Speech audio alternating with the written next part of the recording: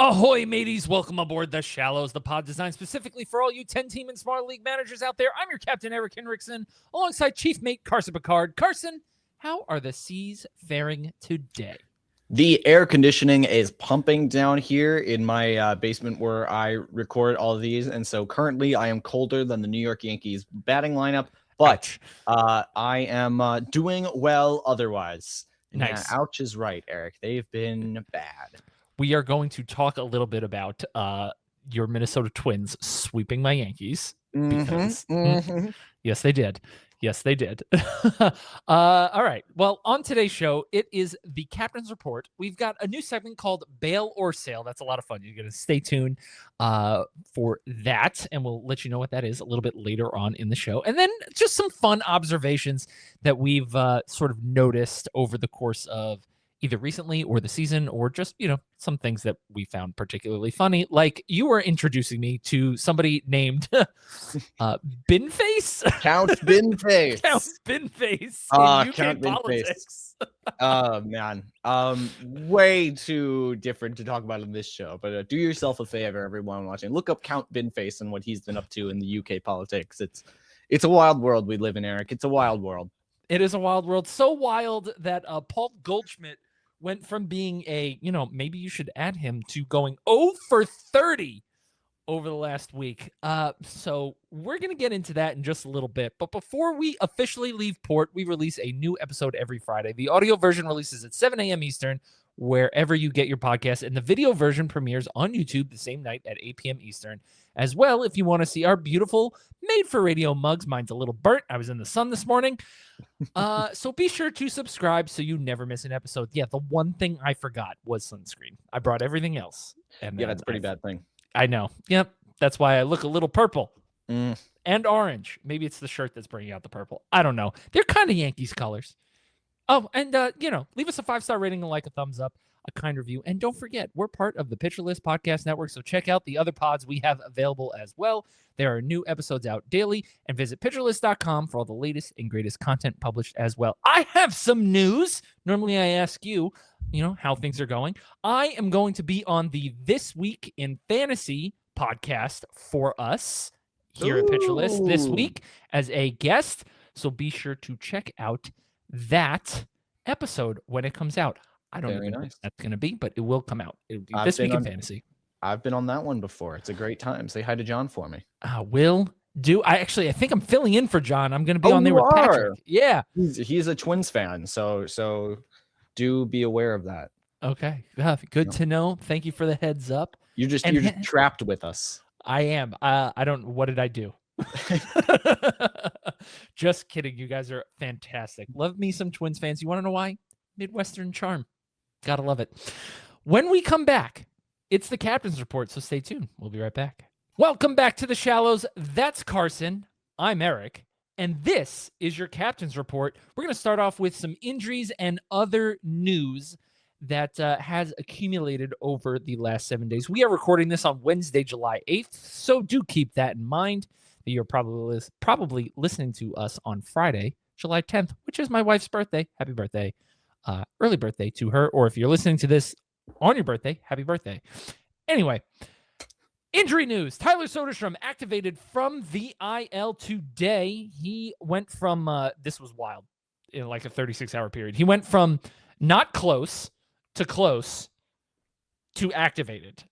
I don't think there was any rehab. He just started doing some on-field work, and they activated him one day over the minimum from that hip impingement, which we kind of tried to learn what that means last week, and it's still unclear. Sore hip, essentially. Yeah. Yep. Speaking of sore hips, Byron Buxton missed 4 days with a hip impingement and then came back and immediately aggravated it. He heads to the 10-day IL, and I believe he aggravated it on a steal attempt. It was unsuccessful, and that ended a streak of 37 consecutive stolen bases, successful stolen bases for Buxton. He's so good. Yep. Quietly, Byron Buxton is the all-time leader in stolen base percentage. I think by a considerable margin. Yeah, it's over 90% that he converts on stolen bases. Yeah, he's great at that. But unfortunately, it is around the All-Star break, so this is definitely using that to their advantage. But for sure, Unfortunate. Yeah, unfortunate. I do like that he tried to play through it. Because I feel like I know, but I know not because now he's on the injured list, but for this reason, because I feel like Buxton a couple years ago automatically on the IL the second he hurt that hip initially, and now there seems to be a little bit more sturdiness, for lack of a better term, to his durability. So I do like that, but I'm sure he'll be back shortly thereafter the break, and I bet when he is back, he won't miss a beat. He's been fantastic this year. Another player headed to the 10-day IL, Ryan Helsley, to the 10-day with elbow inflammation. He is seeking a second opinion. Not good. Not a fan of that. But Tyler Wells has picked up 2 saves in the time since Helsley landed on the injured list. Is Tyler Wells the guy to add right now, or are you stashing one Felix Bautista as he works his way back from a shoulder injury last season? Yeah, Bautista, I mean, remember, this guy was one of the best closers in baseball a couple years ago and still has been pretty solid on a rate basis. I mean, for now, Wells is the guy, but definitely, I mean, can I say both? I mean, if Bautista comes back, this is a premier arm. And so let's not forget that. Yeah, Tyler Wells has been fantastic out of the bullpen this year in general too. So I wouldn't be surprised if Tyler Wells keeps the job rest of the season. I will be interested to see what the Orioles do going into next year with their closer situation. Is Helsley a free agent? I don't know. I think so. I can look this up. Yeah, it's just not good for Helsley because he did miss time earlier in the season. Actually, not too long ago. I think he missed 6 weeks with an arm injury. So not great, Bob, as they say. 2027 player option. So, well, that's up not to him. Declined. Yeah, I doubt he declines that. All right, moving on here to another pitcher with elbow issues. Carlos Rodon to the 10-day IL with heavy elbow inflammation. Please note, with Ryan Helsley, they did not say heavy elbow inflammation, but with Rodon, they are. I've never heard that. Yeah, neither have I. How can it be more or less inflamed? It is just inflamed. I'm not a doctor, though. Not a doctor. So his UCL is intact, though. That is Carlos Rodon. He's most likely going to be out till mid-August. What are you stashing Rodon? It's not like he was the most dominant player. We did talk about him either last week or the week before. Is he kind of doing what you expected him to do? Are you stashing him? Are you dropping him? What are you doing? If you have the spots, obviously you can stash him, but I think he's the first guy out kind of deal. I think Rodon in a shallow league is not going to deliver on a lot of the ratios that well, maybe ERA a little bit, but the whip's not going to be there. And and certainly not a lot of other things as well. So I'm like, I'm indifferent in a shallow league. You know certainly what I did? I draw actually in a redraft shallower league that I'm in. I did drop Carlos Rodon, and I picked up, because for some reason he was out there on the wire, Logan Henderson as my replacement, because my IL spots in that league, I've been very unfortunate. Just in the last 3 days or 4 days, I lost Carlos Rodon, Ryan Helsley, and Connor Griffin on the same roster. And that doesn't mention that and Byron Buxton. That doesn't mention that Wyatt Langford and Ronald Acuna and Garrett Crochet are all on my IL in that league. The amount of injuries I have had on that team is ridiculous. I'm in second place somehow, but it would be a runaway freight train had all those injuries not happened on that roster. Speaking of Connor Griffin, 10-day IL, out 8 to 10 weeks with a torn tendon in his finger, and he's going to wear a brace for 6 weeks. Here's a tricky one, because 8 to 10 still falls within the season. It comes down basically to the playoffs. What are you doing with Connor Griffin? Connor Griffin is a really good talent that I don't know if I totally trust, and I'm hesitant. One of the things is like, how aggressive is he going to be with stolen bases coming back from this thing where I think he got his finger hurt on a stolen base attempt. He got it clipped, if I remember correctly. That's a little speculation, but that's what I think happened. It got clipped on his pinky or whatever. Al, first of all. Yes. And I think that, I mean, I would be surprised if he comes back and starts stealing a ton again. I feel like that would be I would be surprised with that. So I think Connor Griffin overall, you can hold him, but it's really dependent of how much you need that ceiling. Well, I'll tell you this, because I had so many injuries all at once on that one roster, I did drop Connor Griffin and I picked up Cole Carrig, who we are going to talk about a little bit later in the show. Speaking of these injuries that I've had on this team, I did mention Wyatt Langford. Wyatt Langford is trying to make it back before the All-Star break. He ran at a high speed, whatever that means. That means he sprinted all out. I just love the wording of some of these reports. It's like, can we just speak normally? He sprinted. He ran through sprints. Like, he ran the bases. He ran at a really high speed. Okay. I love that. I love it so much. I would say, Wyatt, just stay out through the All-Star break. We don't need you coming back too soon. Okay. And then ending up on the IL again. Hopefully he doesn't miss a beat when he does come back. Ronald Acuna will start rehab games, quote unquote, again with the wording, soon. Okay. Whatever soon means. Does that mean today, tomorrow? Tyler Soderstrom was going to come back soon, and he came back the next day. So what does this mean for Ronald Acuna? I'm going to guess shortly after the All-Star break. Is that your guess? I think so. I think that was the timeline that was initially proposed, and I think they're going to stick with that. Although the Braves may need to get a jump start and a little bolt into their offense as soon as possible. So maybe they will try to accelerate that. Yeah, I'm hoping Ronald Acuna comes back and is sort of like the fantasy MVP of the second half, which he's totally capable of doing if he can just stay on the field. Another guy working his way back. He did, however, start his rehab assignment. That is Jeremy Pena. Started his rehab assignment on Tuesday, 7/7, and is aiming to return before the All-Star break as well. My assumption is started Tuesday. Maybe he'll come back for the weekend series. Are you activating and inserting Jeremy Pena back into your lineup right away? Yeah. Pena's a great player. Yeah. Really good. He has been really good when healthy this season. Unfortunately, I believe this is his second IL stint this season. Yeah. We got to get guys to stay healthy. I think the biggest issue with injuries this season is not that there's been more than usual. I don't think there has. It's just who gets injured this year has been the top, like your core players, those like first 8 rounds that you would have drafted. Yeah. It seems like everybody in those rounds has had at least one IL stint. I mentioned him a few moments ago. Logan Henderson is returning Thursday. So by the time you listen to this podcast, he will have pitched versus St. Louis. He's probably going to be on a pitch count limit, as he did only get up to 68 pitches in his last rehab outing. Carson, I know the answer to this. We're not starting him. You shouldn't have. I will speak in the past tense real quick. You shouldn't have started him yesterday against St. Louis, but are you activating Logan Henderson and starting him going forward? Yeah, probably. I shouldn't. I can't think of a really good reason why you wouldn't. I mean, he's been pretty solid over the course of the year. I think Henderson's a guy that you should just, yeah. I think you can trust him enough. Don't start him in the game back, and maybe we'll look like total fools.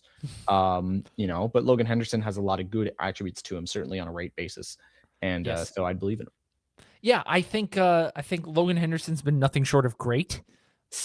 Anytime he's appeared in a major league game, I just want to know what the Brewers know that we don't know, that they sort of have treated him with kid gloves. I'm not really sure why, because he's just been so good anytime he does pitch in the major leagues. All right, and last bit of sort of injury / other news here before we get to the top performers of the last week, and that is Justin Verlander today announced that this season will be his last. Carson, as a fan of the Minnesota Twins, Verlander has been in your division for a large part of his career. Yeah. Tell us a little bit about Verlander, his legacy, and all that. Verlander, I recently wrote an article about Jacob Misiorowski, and one of the notable things about him is being able to hit 102 miles an hour, which is crazy. But Verlander is one of the only starting pitchers that has touched that mark. since 2008 and probably ever. Verlander is a really interesting pitcher, phenomenal pitcher, but a really interesting pitcher in his career arc. He never had necessarily like 2 or 3, 5 phenomenal years. It was very much a if I kind of compare this generation of pitchers to some of the 90s great aces. So your Greinke, Kershaw, Verlander, and Scherzer are kind of analogous to your Pedro, your Randy, Maddox, and Clemens.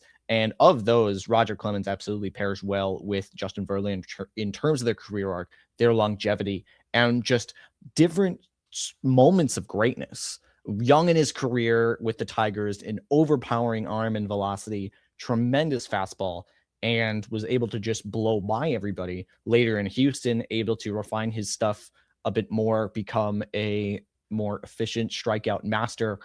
Just a huge part to those late 2010s Astros teams. And then coming back from a second Tommy John, and really, I think, being a example of how you can come back late in your career from such a surgery. Remember, I mean, this was a guy who threw 6 innings from 2020 to 2021. Like there was no guarantee he would come back at all. Goes and throws a 1.8 ERA, wins the Cy Young, I believe unanimously. A all-time phenomenal career, very interesting career, one of the best power pitchers of all time, and someone that obviously will get in first ballot at Cooperstown. Just one of those guys is, will any writer decide to be funny about it and not put their name on it? Right, like whoever didn't vote for Ichiro last year, that Twins jerk. writer. I think I know who it was. Yeah. I love that. That was a really great synopsis of Verlander. He's just one of the most memorable pitchers of his generation, one of the most dominant pitchers of his generation, one of the most consistent pitchers of his generation. You're talking about a guy who has 556 career starts. He has not once come out of the bullpen. Every single game he's pitched in the major leagues has been a start, no matter how short, but it has been a start. No opener for Verlander ever. And I think it is quite remarkable for him to have come back from Tommy John and just, he was great. He was literally great. Like you said, he won the Cy Young. He was great the year after that too. But injuries have sort of caught up with him as age has as well. He's one of the guys in recent history that struck out 300 hitters in a season. Like that is not something that happens very often. Him and Garrett Cole are the two that I can name that have done it. Kershaw touched it once, I think, but it's probably almost never going to happen again, or at least it'd be very difficult to happen again. Verlander is currently 8th on the all-time strikeout leaderboard. He may creep up and touch Don Sutton. He's about 20 away from getting there, but Verlander, one of the best to ever do it. Mets legend Justin Verlander. Sure. Love that, Carson. And on that note, we're going to take a quick break, and when we come back, it'll be the top performers of the last week still in the Captain's Report, so stay tuned. We'll be right back. Welcome back to the Shallows. That's Carson. I'm Eric, and this is still the Captain's Report. It's the top performers over the last week, but real quick, before we jump into that, we did quickly look up who the most recent 300 strikeout arms were, and it is none other than like 4 of the big 5 pitchers of their time here. It is Garrett Cole, it is Justin Verlander, it is Max Scherzer, and Clayton Kershaw. Pretty elite list of names there. So back to the Captain's Report here. The top performers over the last week. We're going to start with hitters. Ryan O'Hearn, 9 for 26 with a 436 batting average, a 1145 OPS, and that includes a 3-homer, 10 RBI game that he had yesterday on Tuesday, 7-7, and that basically accounts for all of his homer and RBI stats over the last week. Pretty good game, though. Any interest in Ryan O'Hearn in shallow leagues? I know I roster him in deeper formats. I think it's really tough for him to beat out any of your hitters unless you have a real litany of injuries to some of your main guys.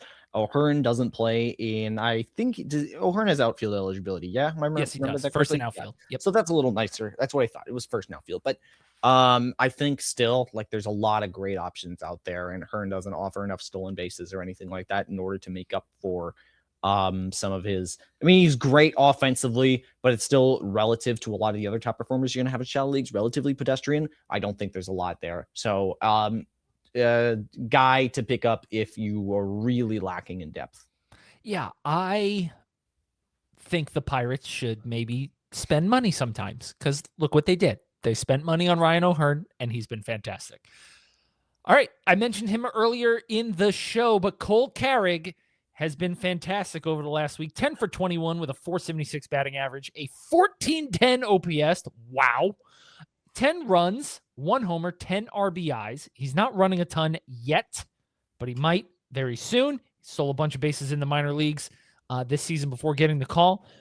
And of course, last week was a Colorado week, but we are recording this on Wednesday, which means there are some days that had nothing to do with Colorado. In fact, in San Francisco, which is the opposite of Colorado as far as hitters go, Cole Carrig, an interesting name. If you need some outfield depth, he was the addition that I made to drop Connor Griffin and pick up just hot outfield bat that I needed in a shallow format to fill while I wait for other injured players to come back. Heliot Ramos, since being activated from the IL on June 28th, 12 for 36, a 333 batting average, 1174 OPS, 10 runs, 4 homers, 8 RBI. Any interest in Heliot Ramos? He has some pretty good under the hood numbers going on. I feel like we played this song and dance with Ramos for a few years of like, he's a pretty solid player that I like some things about him, but is he really dependable? And I think generally it's been no. He is, he's a good hitter. He is a good hitter. I don't think there's a lot that I love here. And I just making I just pulled up some stats just to make sure I'm not wrong with what I'm saying. He's not a stolen base guy. And he's going to have maybe 20 home runs without just strictly outfield eligibility. I think you're stretching it to Adam. I think you're stretching it. Yeah, he's not the highest ceiling player. But again, if you're looking for a hot bat to fill in for some of these injuries that have happened over the last week, why not? He's hot. It's that point in the season where I'm like, all right, I just need an injury fill in. I'm not looking for the guy who's going to be fantastic rest of season, unless I have now a hole for rest of season. I'm just looking for the guy who's going to help me get through the week in like my head-to-head weekly matchups, or the guy who's not going to actively hurt me in like a roto sense. All right, moving on. So those were 3 hitters that were top performers over the last week. Now we're going to move on to some pitchers. We've got Ian Seymour here first on the list. He's been really good. He is kind of like the name to pick up on the wire if you need a starting pitcher right now. 11 1/3 innings pitched, 20 strikeouts, a 3.18 ERA, a 0.79 whip, 2 Ws, and 1 quality start. Carson, any interest in Ian Seymour, who I would just like to point out has had major control issues in his professional career up until this point? Yeah, well, you know what? He's got the Nick seal of approval, and if it's good enough for him, most of the time it's good enough for me. Ian Seymour has just been really excellent. I think he's the guy that you definitely want to be aware of if some of those control issues do come back. But you know what? He is barking. He's barking like a dog, and he is just fantastic. I think he's been excellent so far. Love the strikeout upside of Ian Seymour. I will say that one of these outings was against the ice cold Yankees, so take it with a grain of salt. Just saying. All right, moving on. A guy who has we were both wrong on him. He was out to drift with some players that we didn't have any interest in the preseason. We put him on the little raft and the dinghy, if you will, and we sent him out to sea. Zack Wheeler, all-star snub, not happy about it. Yesterday, on Tuesday, July 7th, he went out and threw 7 innings with 14 strikeouts, but that was his second game in a row of double-digit strikeouts. Over his last 11 2/3 innings, which covers 2 starts. That's right. The one before that was only 4 2/3 innings. 24 strikeouts, a 3.86 ERA, a 1.2 whip, 1 win, 1 quality start. He is, if I'm not mistaken, a top 10 player in fantasy so far, depending on your format. Zack Wheeler has not missed a single beat. Hall of Famer? One more year of this. Yeah, I think I agree.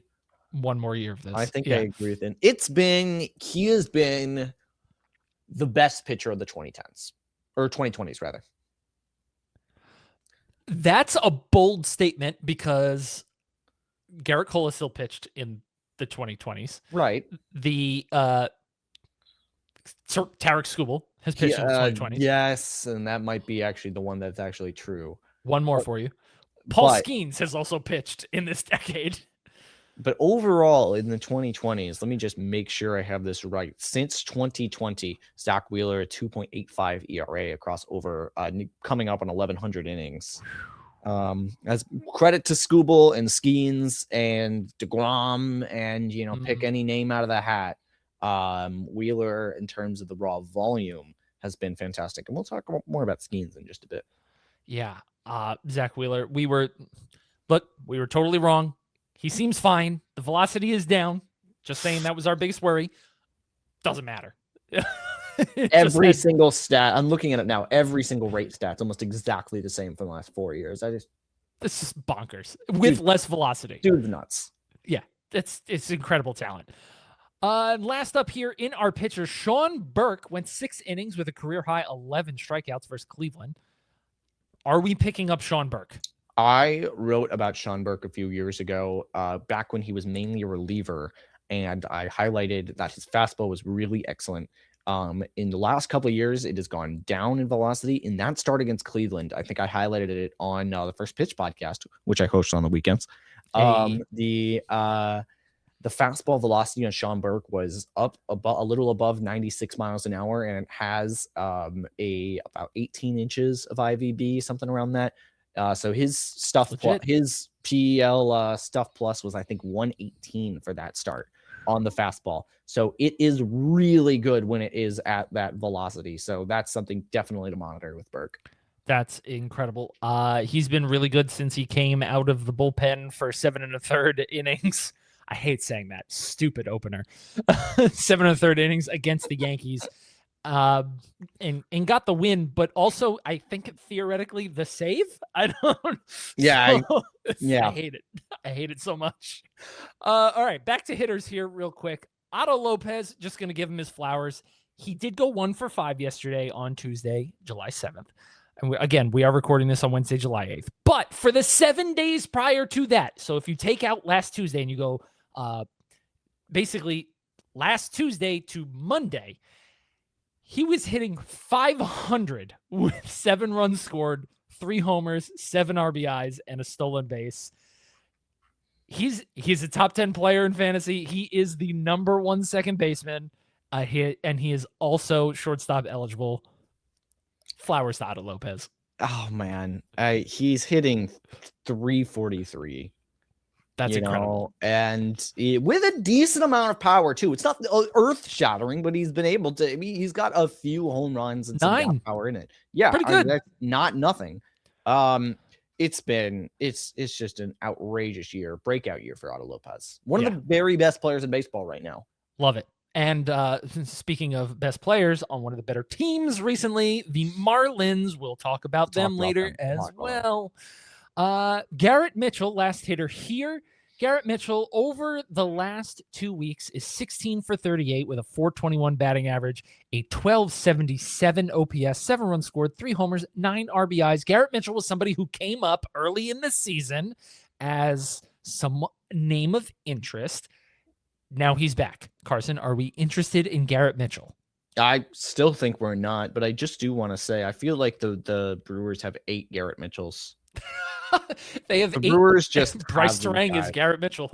Yeah, it just keeps going. No, I don't think Garrett Mitchell is for the same reasons that we highlighted earlier in the year. There's just a lot of suspect things in his game, and I don't totally believe in it. In a shallow league, those flaws become a lot more evident as your margin of error decreases. Yeah, it's the Brewers definitely have a type, and I was a little surprised that they traded away one of their types in Caleb Durbin, but they got Kyle Harrison, so you can't really complain. But it's just weird to have a type, acquire your type, and then trade away your type.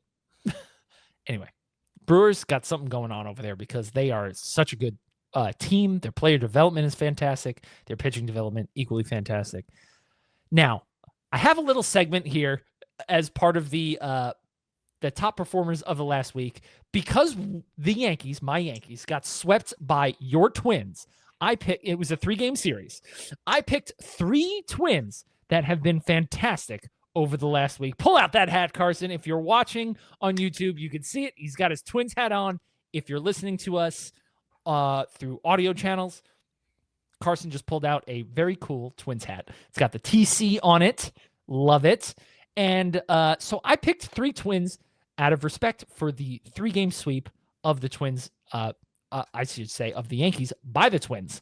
So first up, we've got Taj Bradley, back-to-back double-digit K games, 12 innings, 21 strikeouts, a 1.5 ERA, 0.83 whip, 2 wins, 1 quality start. Taj Bradley, player of interest earlier in the season, went on the IL.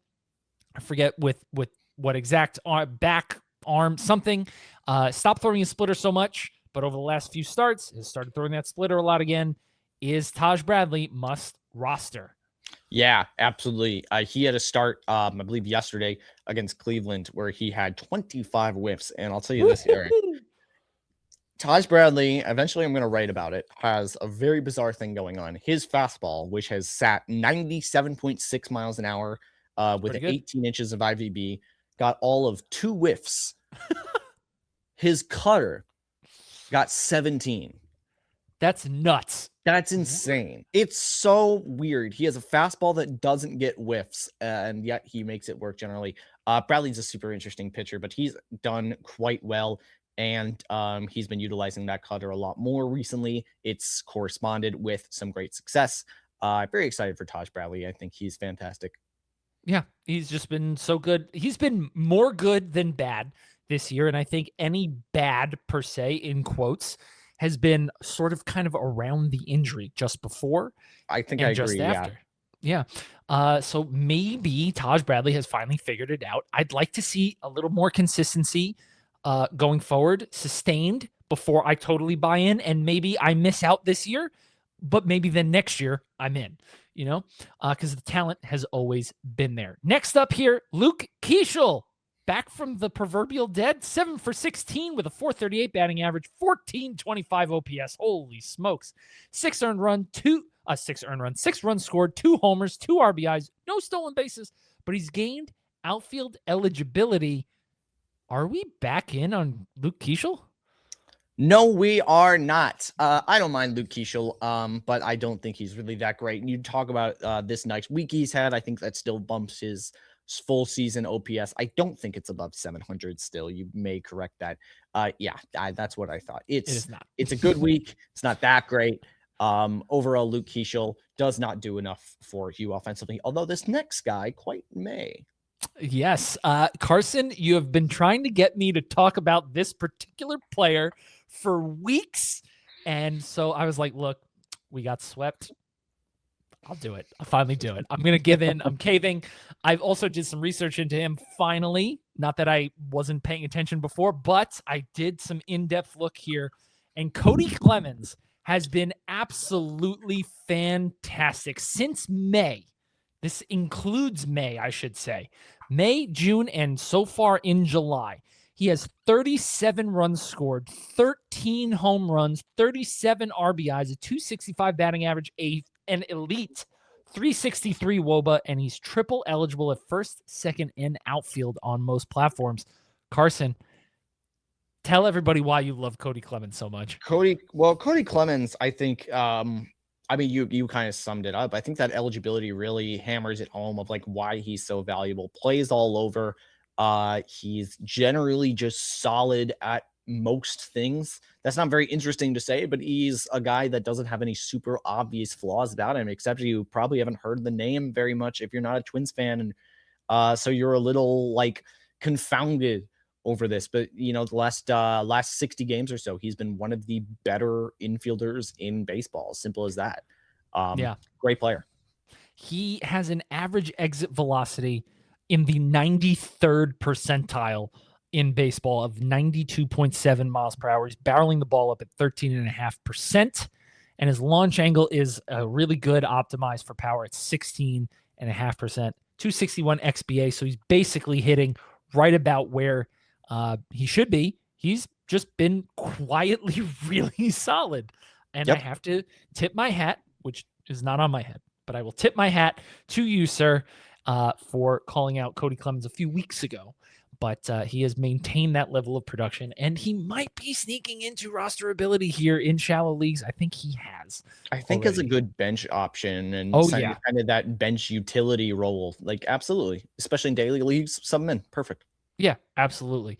All right, so that right there does it for the longest captain's report in Shallow's history here. Certainly. Yes. When we come back, it's a segment called Bail or Sale. So to find out what that is, you'll have to stay tuned because we'll be right back. Welcome back to the Shallows. I'm Eric. That's Carson. And this is Bail or Sale. These are players that have underwhelmed. And do we trade them away selling low, or do we hold out for future success? And we generally on this podcast talk about a mixture of fringy shallow league players and some big kahuna names. I'm talking about like the first, second, third round. Like how many times have we talked about Paul Skenes? How many times have we talked about, Juan Soto? I think we've talked about Manny Machado and Gunnar Henderson. I know we've talked about Fernando Tatis Jr. about 8 times. Yeah. So, we're not afraid to talk about the big names. And that is exactly what we're going to do here. These are, quite honestly, the biggest of big names that we probably can talk about on this show. So first up here, bail or sale, Carson, on none other than generational talent, Paul Skenes. Told you we're going to talk about big names here. I go so back and forth with Paul Skenes this year. So much of his game looks great. And remember, any overall rate metric you see this year with Paul Skenes is going to be a bit inflated because of what happened in March in that first starting against the Mets, where you got 5 earned runs and 1 out. That's going to inflate his ERA a ton. Everything about him still looks pretty good, but something is notably off with Skenes. And it's becoming more apparent recently. He had a few outings where he's just gotten rocked. I believe it was against the Reds the other day, where he just got knocked around. Maybe most notably, he hasn't had a fastball touch 100 miles an hour all year. That was wild. Something he used to sit around 99 at. Now, Zack Wheeler is a guy that has had diminished velocity, and he's been totally fine. We've seen some pitchers do that. But with Skenes, that's definitely something that has masked some issues, and maybe that's being more apparent. I am overall concerned with Paul Skenes. However, I think if you're selling now, I think you need to stick this one out, because I do think 2 things. Number one, Pittsburgh has meaningful baseball to play for, and so they're going to let Skenes have more action. They're going to have more run support, and if things kind of snap back into place with Skenes, he's going to be one of the best pitchers in baseball yet again. I also think that all the metrics around Skenes are generally favorable. Here's the thing, Eric. For all the hoopla, his strikeout rate's still about 29%. His walk rate, still about 5%. For all of the things you hear about Skenes, he is hardly the pitcher that is, struggling. And I'm putting very massive air quotes about this. Let me put this here. His strikeout rate, 29.3, walk rate, 5.5%. Some other notable things here. His xERA, 2.74. It's still very good. His FIP is still solid. And that fastball velocity is at 96.9. Is that really upper echelon? No. Is that still really solid? Yeah. And let's not forget, dude throws 7 pitches. I mean, he's really good. Whip is 1.04. You know what's funny about him throwing 7 pitches is I remember when he got called up a few years ago, they're like, yeah, he's a fastball slider guy. And then he added a third pitch like the splinker just before getting called up. And now he has 7 pitches. Yeah. That's 5 more than what he was throwing when he was in the minor leagues just 3 years ago. That's pretty nuts. Yep. He's got a sub 3 whip. I mean, literally barely. It's 2.99, but still. And if you since that Mets start, right, his ERA is 3.17. It's 3.58 if you include that. Like, it's one of those things where I think if you look going forward, how is it going to affect you? I just do think Skenes is fine, despite this little hiccup. I think that's what you have to call it. Yeah, I think, this is definitely a hiccup. He's been so good, so generationally good and dominant up until right now, essentially. Yeah. That it's like, even this quote bad is still really friggin' good. It's insane. That's how good he is. That's how quickly he can turn it around on a dime too, right? Let's say it's a slight mechanical flaw, which I've seen side by sides of him on the internet. It could be a slight mechanical flaw, and then all of a sudden he's back to, sub 2 ERA, most dominant pitcher of his time type of pitching. So I would not sell low on Paul Skenes whatsoever. Also, why would you sell your first round pick at a loss? That is how you lose in fantasy baseball. We'll get to that. All right, next up here. DeGoat, Jacob deGrom, bail or sale? DeGrom's, speaking of weird pitchers, deGrom has looked really good at times this year, and he has also looked really mortal at times this year. He's got a 3.49 ERA, 100 innings. First of all, it's great that Jacob deGrom is regularly throwing pitches again. The whip is really excellent. A lot of things are great with him. And yet he does have some clunkers every once in a while, and especially recently. He's been knocked around a bit. If you got deGrom, you are likely investing fairly highly in him. I forget where he went, but I want to say it was around round 5, I think, where he went most of the time this year. Sounds about right, Eric? That's what I think. Yeah, I believe so. Yep.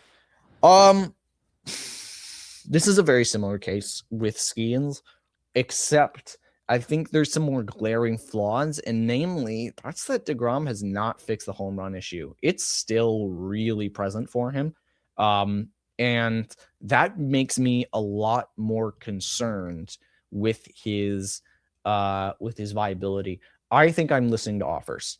That's where I'm standing. I think generally with deGrom, I would not be opposed to saying I don't think that great ceiling. I mean, not even the 2021 ceiling that was untouchable. I mean, like the sub, kind of what we saw last year. I don't know if that's quite coming back. And so I am hesitant to be that bullish on deGrom moving forward. Yeah, he's been good. He hasn't been dominant. That being said, he's got a 3.49 ERA, a 1.01 whip, 122 strikeouts in 100 and 2/3 innings. It just, like, there haven't been consistent 7 innings, 9 strikeouts. It's been more of like 5 innings, 6 strikeouts.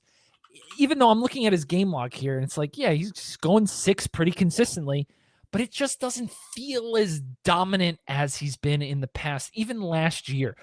That being said, he's healthy, and that there's something to be said for that, for a guy who for almost 5 years just could not stay on the field. All right, next up here is a guy who can't seem to come off the field. He's been one of the more durable pitchers of his era here, and that is maybe the least, quote, big name on this list, but still a guy who was considered an ace not too long ago. Kevin Gausman, bail or sale? I am bailing on Kevin Gausman.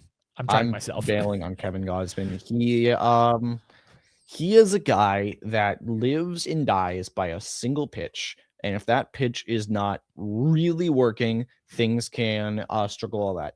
Now, granted, if you look at like Statcast run value and stuff, it's definitely the fastball rather than the splitter. That's been like the machine for it. But ultimately, it's the splitter that invokes fear. It's the pitch that definitely gets him into that gets him out of the counts. The fastball sets it up, the splitter puts it away, right? That's been Gausman's MO for the better part of half a decade now. That splitter ain't splitting. It's just not doing what it used to. And the fastball is solid, but it's resulted in a lack of a real great second offering for Gausman. And that's made things much more difficult overall. His ERA is north of 4. I don't expect it to come below that. That's really hurting you. Yeah, consider this. His first 2 outings of the season with the double-digit strikeouts, he was fantastic. And I realize this is an arbitrary endpoint type situation, but if you take those 2 out, his ERA is way worse than just north of 4. So, it's not been a great year so far for Kevin Gausman. With that in mind, though, he has had seasons where one half is not good and the other half is absolutely dominant. And it's entirely possible that things turn around for him. But he is starting to get up there in age. I would sell as well. I'm trying to, in fact. All right, next up here, talk about big names. J-Rod, Julio Rodriguez, bail or sale, or is this just first half Julio? Here comes second half Julio. I am going to go a little against the grain. And I think that as much as I like the idea of second half Julio, I think you may do better if you sell on the idea of second half Julio. Ooh. And one of the reasons is because the stolen bases for Julio aren't quite what they were. He's at 12 right now, which is, totally fine. He's pacing for 20. But Julio is a guy you would really like to be pushing 30. And overall, a lot of the things with him are A, dependent on a second half surge, and B, dependent on getting a ton of stolen bases. I am fairly, first of all, I don't know if I totally buy the second half thing. I feel like that's, I know 3 out of 4 years a lot of times, but I don't know if that's necessarily just circumstance or what have you. I'm just trying to real quick make sure. I think Julio Rodriguez is pretty solid, but the stolen bases not really being there scares me a lot. I'm just trying to make sure real quick. Last year in the first half, he had 17 stolen bases. He's pacing well behind that this year, and that's despite better metrics overall. I think that shows that he's going to be more of a 22 stolen base guy. And like I said earlier, those margins really matter. I think you may want to sell on a second half surge that may or may not come. Yeah, this one's tough for me because I look at if I maintain my process, which is for a player like Julio, I basically know what he's going to do. 3 out of the 4 years that he's been in the league, he's done XYZ. The one exception being the year he was hurt. Mm-hmm. I'm looking at his current service level numbers and his expected numbers, and his expected numbers are right in line with the rest of his career. So I think that second half is gonna happen again, but I think it's a really interesting take where you say sell on the idea of it because maybe you can get a lot for that. And I find that fascinating because to me, I'd always want, okay, I haven't gotten, if in a roto sense, right? I haven't gotten the production that I expected. I want that to catch up. Or in a head-to-head sense, he can carry me for a month, But I think it's fascinating to sell on the idea of him doing that. It's just so interesting to me. It's the kind of meta games where I'm like, I don't really know. And I may look like a total idiot in 2 months and he's tearing it up going, well, all right. But I'm totally fine with that happening. If I'm wrong, I'm wrong. But I think like the stolen bases are something I'm trying to pay attention to, and that'll come up a lot in a second. Of like where is that pacing? Because that's kind of the perceived value going in. Is this is a guy that's a 2020 or 2025, 25, 30 type player. I don't think Julio is going to get that on the stolen bases. And I actually just verified coming back. The stolen bases aren't what increases in the second half. That's a first half thing primarily, or at least it keeps pace. So that's fairly consistent. And if that doesn't change, then you're just focusing on the offense. And I'm not totally sold on that. That's fair. You know what's really bothered me about Julio, just to sum up his little piece here, is that there really hasn't been massive leap in improvement ever. Oh, he's been the same player for 5 years now. Yeah, that's pretty nuts. He's Julio Rodriguez. I've just totally resigned myself to. He will not be any better than he was 4 years ago. Yeah, that's pretty crazy for a guy that young. Like, I know everyone preaches like, oh, Michael Harris, he's this young, he can improve. PCA can improve, or so and so, whatever. You pick any young player. Julio basically came in at his ceiling and has stayed there, which is pretty crazy. All right, moving on here. Next up is Corbin Carroll. Bail or sale? Wow. Weird year for Corbin Carroll. Weird year. Bail. Ooh. Bail. Absolutely bail. His season stats are carried by a crazy strong April. Since then, he has been pretty good. But like Julio, the stolen bases are lagging behind. Yeah, they really are. Is such a huge aspect to Carroll's game that I think right now his stock value is currently on the fact that he's a quote unquote steals guy, and earlier the overall season stats are bumping up what's been a relatively, I'm not going to say pedestrian, but just a decent year overall. I think Julio Rodriguez, Corbin Carroll, is someone that you should try to get the value on all you can. Also, anecdotally, I think the Diamondbacks are in a really weird space, and I don't know what's happening there, and I feel like the vibes are off. Do you think we saw Corbin Carroll's peak last year? No, I think we will see Corbin Carroll's peaks 4 years from now when he's on a different team. I'm kind of not kidding there.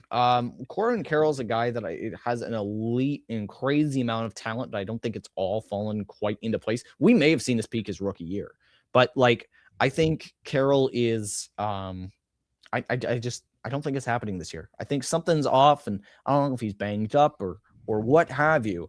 But if you look at the month-by-month splits, it's been a steady decline since April. Never a good sign, in my opinion, when you see that. All right, next up here. There's only maybe two names that are bigger than this. Juan Soto, bail or sale? Now, hold on.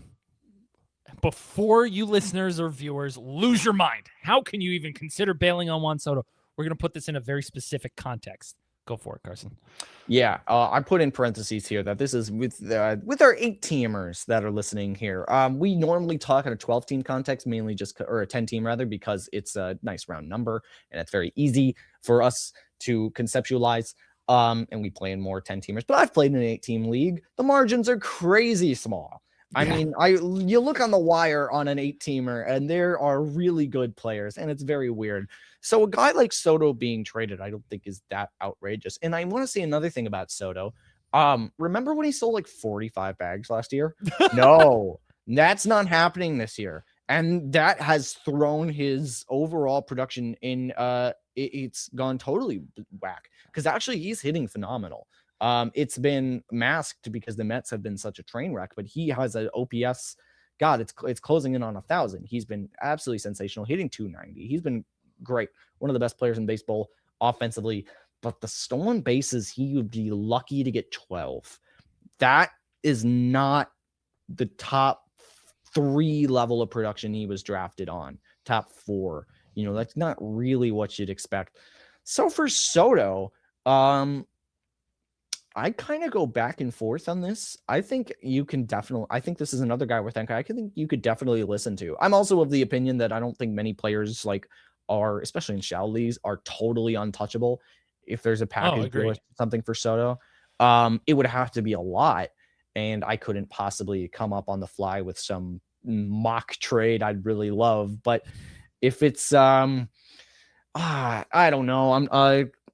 If I want to say I'm really trying. If I want to say something like Max Meyer and Otto Lopez, and I don't know, pick a third guy.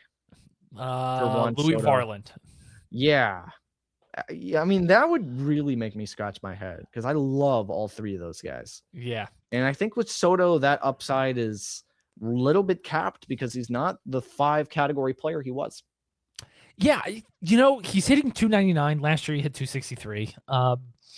He's on pace for over 40 home runs for the third consecutive season. Mm-hmm. It's not like he's been bad. His strikeout rate is 12.5%. It's not like he's been bad.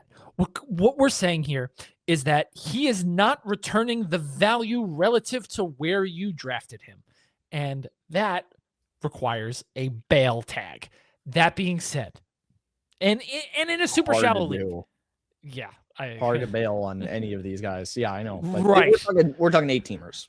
Right. 8-teamers here for Juan Soto, but really, you'd have to get a haul for him back that would fill several holes that you might have on your roster. And honestly, if you play in an 8-team league, how do you have holes on your roster? You haven't been listening to us all season. You shouldn't have holes on your roster in an 8-team league. Or maybe you have been listening to us and didn't draft Zack Wheeler because of us, which. Oh, shh. Don't say that. All right. That's Baylor Sale. When we come back, these are just some fun observations that we've noticed throughout the season recently, in general, if you will. So stay tuned. We'll be right back. Welcome back to the Shallows. That's Carson. I'm Eric. And this is just some fun observations that we've made recently. So anything unusual or any anomalies we've noticed recently? And here's a big one. The Marlins. Oh, my God. The Marlins are an anomaly for themselves for baseball. In general, the Marlins. Carson, I think I'm gonna make a prediction right now that I don't know if I'm totally fully believing in, but I do think in 3 months' time, we may come back to this and say, Carson Carstrodamus, you have. You have proved it. I think that in a divisional series, the Marlins are going to defeat the Dodgers and things are going to go haywire. I love this team. I think they are really good. I don't think people are paying nearly enough attention.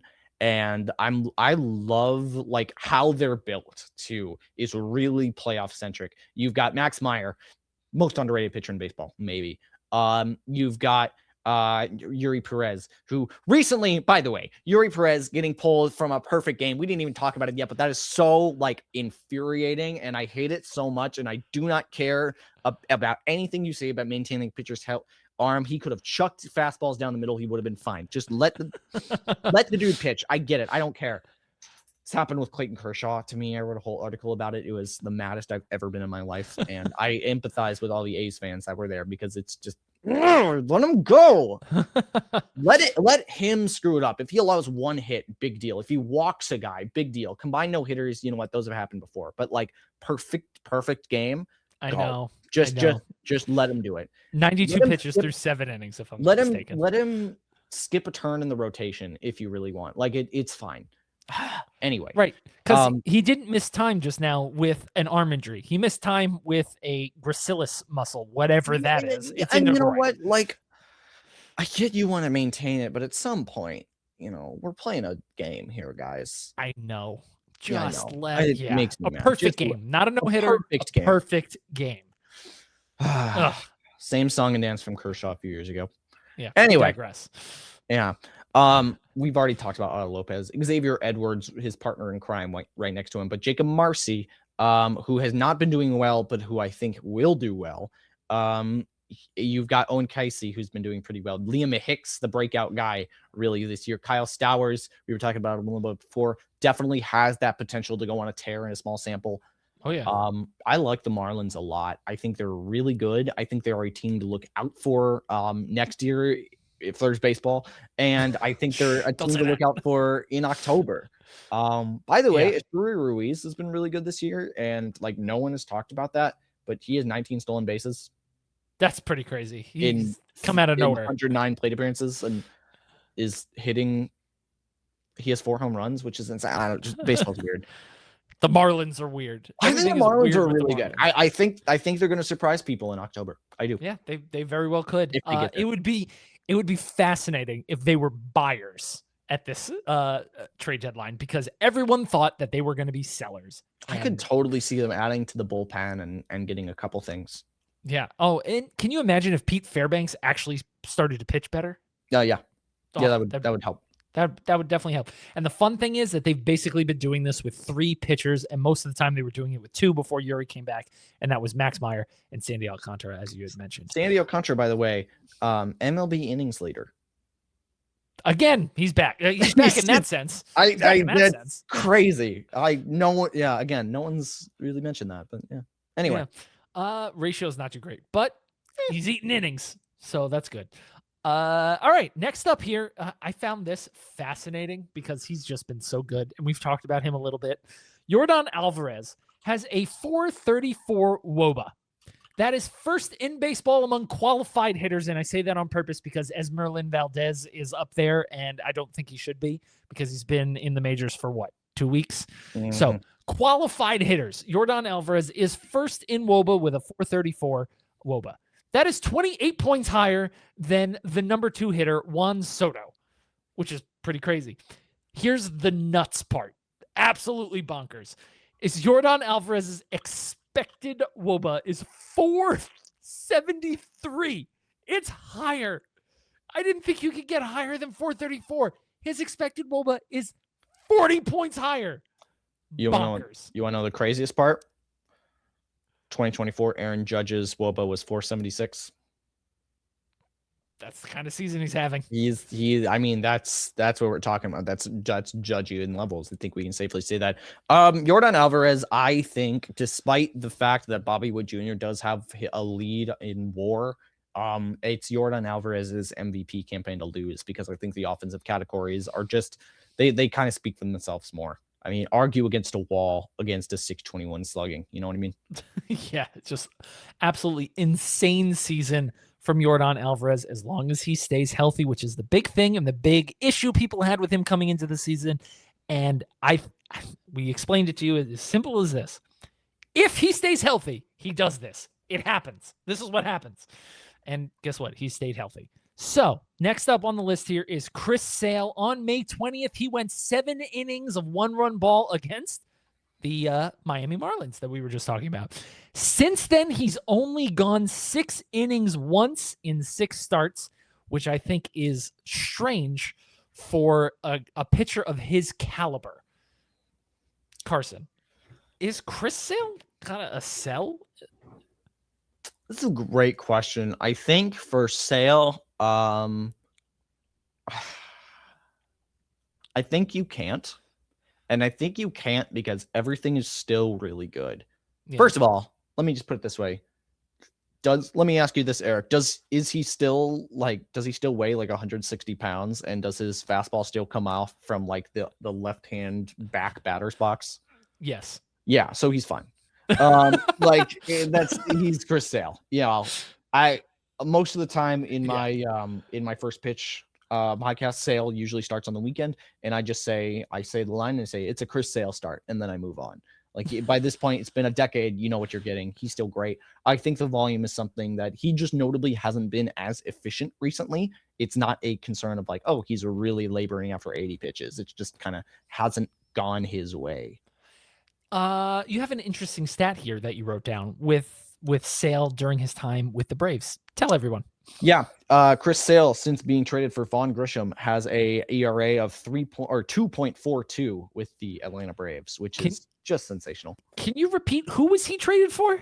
Vaughn Grisham. What? Remember that? And people were like, "Oh yeah, interesting salary dump." Boston. Boston. Oh boy, I love it so much. Anyway, Jeff Hoffman has not given up an earned run since June 6th. That is in a month. He's only given up 1 run, and it was unearned in that time span.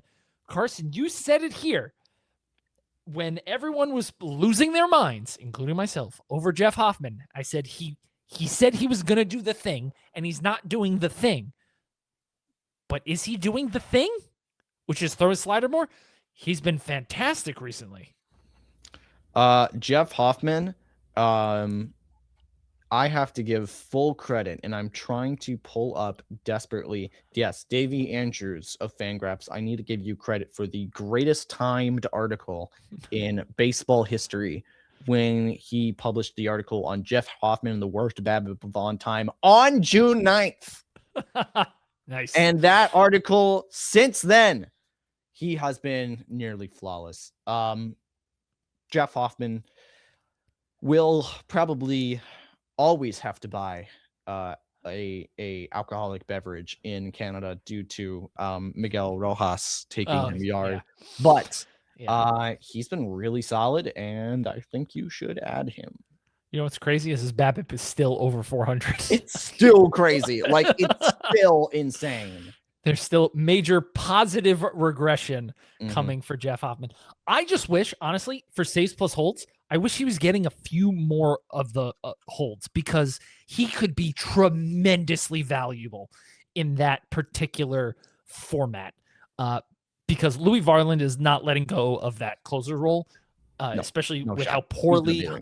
Yeah, it's just, man, I wish he would just pick up a few more. And that is such a weird category, saves plus hold, so essentially holds.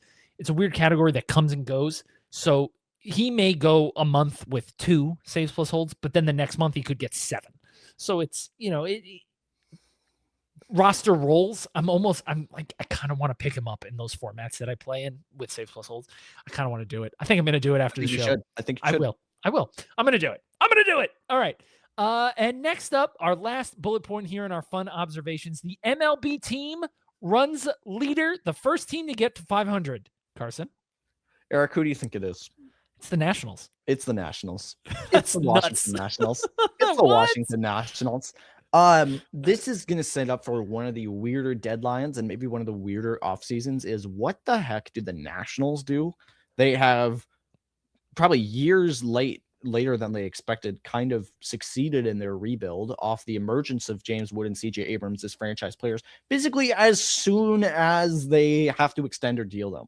So we're either going to see some major contracts, we're going to see some major selling again. I don't know.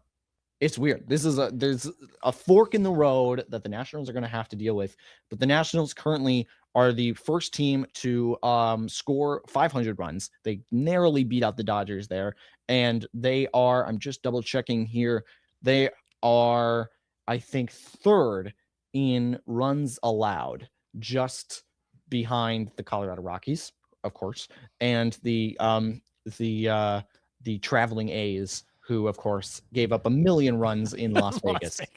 So, yeah, I think the lesson here is watch more Nationals games. I think that they should change their team name to the Washington James Wood, because he is just an animal out there. Washington Woods. Why not? Yeah, it's going to be really interesting to see what they do at the deadline, because their best starting pitcher is a 30-year-old who back to the major leagues, I should say, from Japan. Foster Griffin's been good, actually. He has been good. Really solid. I think he's been really lucky, though. Gives up a lot of hard contacts. A lot of the home run. He's given up a lot of home runs, and a lot of them have been solo shots. There's something to be said for that, right? Where you're preventing runners from getting on base. So if you give up a home run with nobody on base, it hurts less. But I would just, I'm a little worried there. I'm a little worried. Talk about sell high. I would sell high on Foster Griffin. But the Washington Nationals have been fantastic behind James Wood and CJ Abrams. Hopefully they can keep it up, because we saw a tale of 2 halves for James Wood last year, and we've seen a tale of 2 halves for CJ Abrams as well. So they've both had their great half so far. Hopefully they can maintain it coming out of the All-Star break. This week, the All-Star break is this week. Oh my God, we didn't even mention that. I know. It's kind of crazy. Are you looking forward to the home run derby now that they have instituted the out system and taken away the clock? Yeah, I kind of just want to see it. It's been ages since that's been around. I know a lot. I have a suspicion it's going to be kind of underwhelming. It is 100%. It's going to be like not as great as people remember it, but I think it's better than the clock system, which I think was rather annoying. I think it's a shame. A lot of pitchers, and Mizorowski, I think, isn't going to pitch in the All-Star game. That was the headline. I think that's a real shame. I think that the All-Star game is the best of the big 4 All-Star game, Pro Bowl, kind of stuff, whatever. Certainly better than the Pro Bowl. Good God. Oh, goodness. Good That Lord. still exists? Kind of, sort of, not really. It's like flag football now, right? Yeah, I think it is. Boo. Yeah. Anyway. Man. I think the home run derby is going to lack a little bit of energy because players are just going to take pitches now. There's going to be fewer swings. I don't think there's going to be nearly as many home runs hit now. So should just be Shota Imanaga out there. Oh yeah, that'd be fun. Or Foster Griffin, with the amount of home runs that those two give up. I'm excited to watch Ben Rice in it. I hope that doesn't tank his second half of the season. I know it's a total myth, but it does sap a lot of energy. And maybe this year, because there's no clock and because it's an out system, it won't sap guys' energy as much because they won't be swinging every 3 seconds. So yeah, looking forward to All-Star Weekend. It's always a fun weekend. I like watching the celebrity softball game too. It's a lot of fun to always watch that.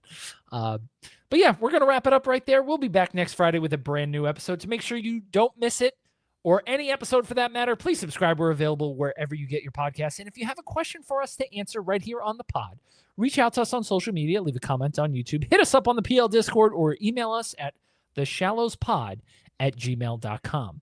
He's Carson Picard at Carson Picard on Blue Sky. I'm Eric Henriksen at Eric Hin on Blue Sky and Twitter. That's Eric with a K, reminding you that murky waters are fine if you know how to swim. See you next time in the shallows. Take care, y'all.